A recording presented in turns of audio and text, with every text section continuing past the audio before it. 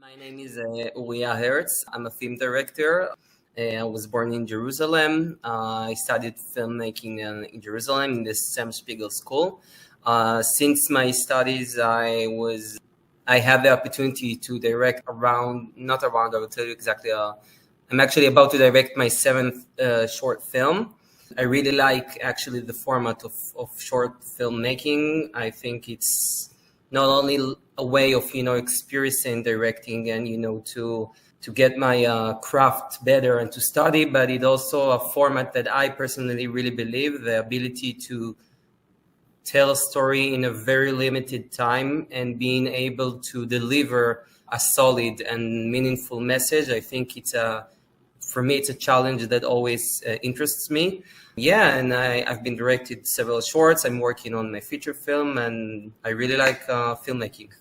This film, I think, really speaks to that. It works as a short story, as a short film, in that it does ask the viewer to fill in some of the gaps. And there's a subtlety and a beauty to it that way. So I thought what I would ask for starters is the bartender, Sefi, is it? Yeah. Makes it clear that he knows Aaron's routine. Yeah. I've watched you. I know what you do. What does that routine say about Aaron as a character? It's a good question. Thanks for the good words for the film. I think that for me, the connection between them is in a way a settled and a discrete element of the nightlife in this bar, because the bar that the film is taking place, and it's also actually a real bar. It's the only gay bar, the only LGBT gay bar in Jerusalem. It's called the video bar.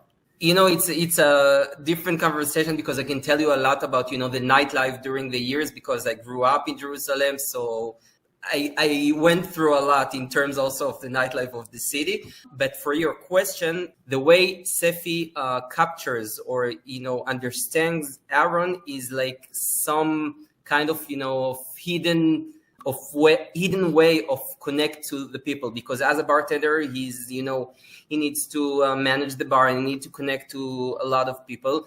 And the way he captures Aaron, and he's really sensitive and can notice the way he drinks and how many drinks he orders a night, is a really way of seeing Aaron. And for your question about Aaron's routine, so it's actually, the idea of that was that Aaron is so scared and so confused that his way of going to the same bar at the same night, at the same day in the week, ordering this, it's like his way to organize the very dangerous adventure he's taking. Because for him, going to this bar at the night, performing to be someone else, is very dangerous. It's very frightening. So he has these key elements of how I will manage this night. So this is also why Sefi noticed this. So it provides a sense of security while he's doing something that he considers risky. By making a routine and sticking to it, he's able to find support, comfort. Exactly. I'm just making sure at this point the audience already saw the film. So they've already seen it. Yep. Okay, so we can speak about spoilers. Yeah. So I can add that for a person like him, which is an Orthodox Jewish, he escaped from the yeshiva, his school. It's already a very dangerous choice. So yeah, this is his way of, celebrate himself in a way, but also for a person like that who always, hides his feelings and, is always so scared of being exposed, even the most simple actions like crossing the street, the way people see you, the way that people can capture you or, notice that you're not wearing your, it's called kippah, yarmulke, and all that. It's like very small details, but each one is meaningful for him. So yeah, this is his experience of that night, actually. And for the viewers, and I was raised Irish Catholic, so I'm among them. For those who perhaps are not familiar with Orthodox Judaism, what is the significance of the set of clothes that Sefi gives him? Yeah, so It's a good question, and I've been asked a lot about that when I show the film in different countries. So he was raised at the ultra-Orthodox Jews, which means that, speaking about the uniform, about the clothes, so it's like white shirt, like really elegant, and black pants, and I chose this specific how do you say that in English? Not region, like a type of community. I forgot the word for that. Sorry. So for them, the clothes is like a really way of express yourself, and it's something that bonds you with the others. So for a person like Aaron, coming back to the yeshiva, like wearing his, let's say, secular clothes, it's a very bad decision. You know, people will immediately notice you, and it's a bad idea for him.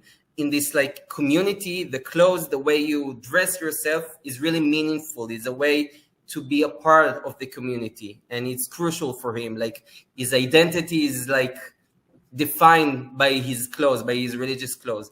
Yeah, exactly. I can tell you, I can add on a personal note. I grew up as a religious Jew, but not as Aaron. I was raised in a community. It's like the national religious Jews, which it's like in terms of tradition, it's more open and liberal. They have more connection with the country and, you know, with Israel itself. Most of the ultra-Orthodox Jews, it's like a bit different because of their strong belief. Sometimes it's like separate from the country because they're really like experience their own community rules. It's a lot of nuance of, you know, social nuance that I cannot cover in this conversation. But yeah, it's interesting because for me it was also delving to, I knew Orthodox Jewish, but for me it was, you know, exploring a different and even more tradition side that I even didn't know until making the film. So a big part of the beauty of this film and the success of it is the strength of the performances. They have to have the chemistry. They have to be able to communicate things to us, often non-verbally. Talk to me about how you got those performances out of them.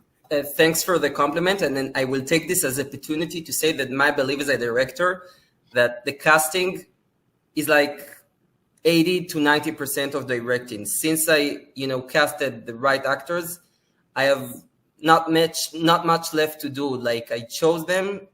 It means I trust them. And it means that I follow their ability to express themselves on the screen. So for me, saying all that, it's also making me a bit obsessed in casting, because I can tell you, for example, in this film, Yuval Jonas is the one who performs Aaron, who's he was the first one I saw for this role, but yet I auditioned for a lot of more after him. And then I came back to him. So the casting process actually was choosing Yuval, casting him. And since I casted him, and of course it was amazing the way he was managed to deliver the nuance. He's really secular. He lives in Tel Aviv. He's like really, you know, far from the character of Aaron, but emotionally he had everything I needed that I felt that suitable for this character. And then after casting Yuval, I did like matching. I tried to find the best Sefi for him. And then I found Uriya, who plays Sefi, the bartender. And just when I saw them together, you know, make one of the dialogue scene, like it was like a magic. I think that except of their acting skills and, you know, the energy and the chemistry that really worked for me between them, it was also this kind of, they both, I think, deliver some, I don't know how to say that, but some foreign quality, like some character that you're not really aware of, you know, like really like nuanced and really introverted, you know, not like giving everything away. Like, yeah, I thought that worked really, really well. And not just on its own, but as I say, within the context of here's the kind of story that you're telling. We could talk all afternoon. Tell me, just before we go, any shout outs to people we've talked about the cast, anybody in the crew that you wanted to just give a shout out to? Yeah. I would like to mention Tal Nino. He's the DOP, and he's true partner for filmmaking, because he's like, I think the way he captures, the way he the visual way of telling the stories. I've worked a lot with him, and I can tell you that for me, is like someone who I can treat. For example, in this film, he was managed to articulate and to find, the difference between the color. We found, for example, the room where Aaron wakes up. A lot of people tell me the moment he wakes up, it's really memorable. Like we see it as a picture. So Tal is like a partner, a true artistic partner in terms like of understanding colors and how, for example, the blue in the room, the curtains is like identifying him differently from the red light in the bar. So it's like creating almost another layer of the story with the cinematic decisions of him. And I also want to thank you, the festival, for having the film, for you and Shane. And it's always, fascinating for me to, to show the film and also, to have a dialogue. And from your question, it's always emotional and exciting because it's from a different world, a different community, really. And the way you ask the question, it's always fascinating to experience the way people understand your original meaning. This is what I wanted to say. That's the thing about art, right? Is you labor over it, but then at some point you have to put it out there, and it belongs to other people, and exactly. You see how they interact with it. Exactly. Thank you so much for this. Thank you so much, Claire, for you and for the festival, and enjoy the rest of the festival.